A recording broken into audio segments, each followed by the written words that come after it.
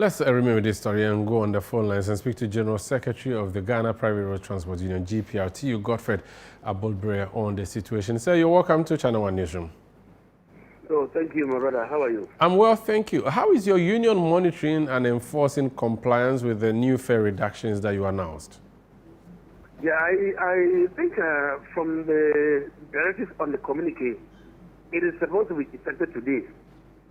And like the usual Ghanaian attitude, some will always play this hide and seek attitude.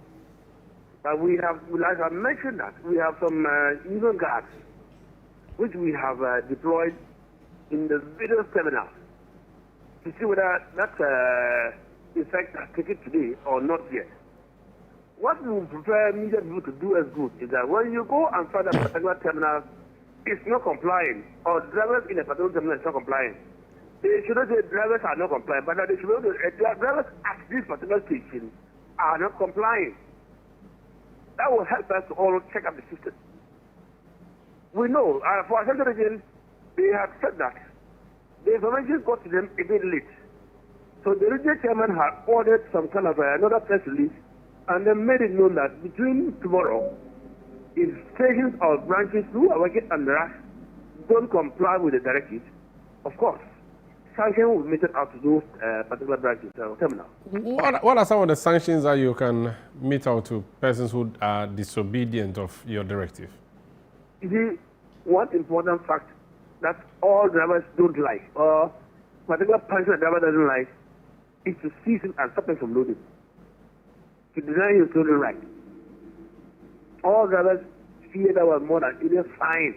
You find him, he pays and he goes away. But no. So we think partly that is what we have to do to make sure there's full compliance.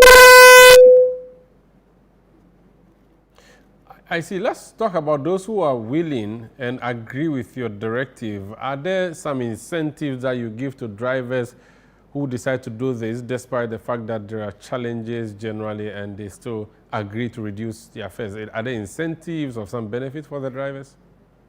We have not taken that as a first step yet. But see, the fact is that it's a general attitude. And then there's no, when something has to go up, like in the past, when fuel prices were expecting increments, some fuel stations will deny that there are no fuel.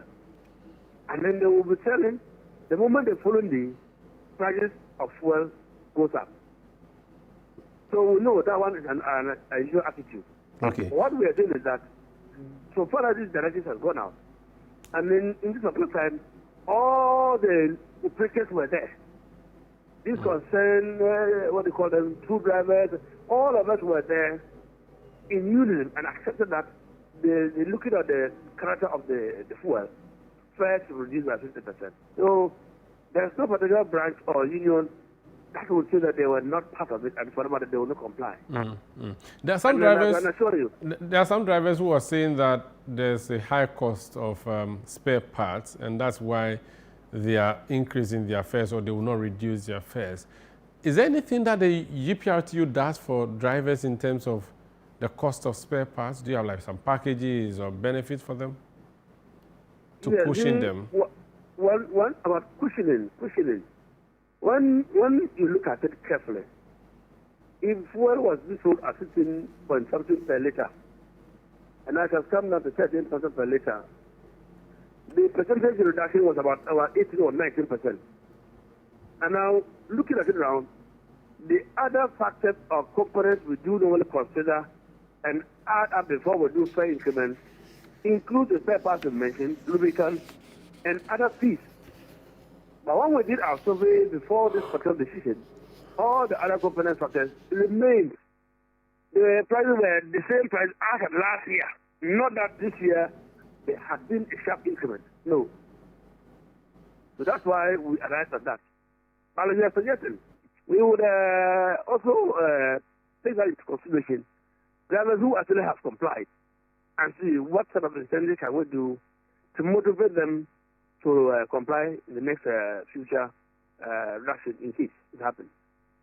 You said you have, I don't know that you use guards or task force in the stations who enforce your rules and regulations, but from Monday, we do expect at least in some of the vehicles there will be chaos, there will be confusion, there will be fighting because drivers or bus conductors may want to stick to the old fares. Passengers who have heard the news would say, no, you have to give us a change of some 15% of the total fares. I don't think so.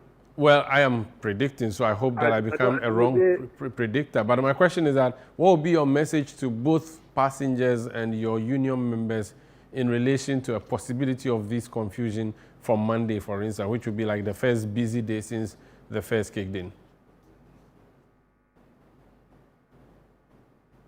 Hello? Can you hear me, sir? Apologies, I lost the General Secretary of the Ghana Private Road Transport Union, Godfred Abulbire. We're speaking to him about the reduction of transport fares, which takes effect from Saturday today, and it's some 15% as announced by the Ghana Private Road Transport Union.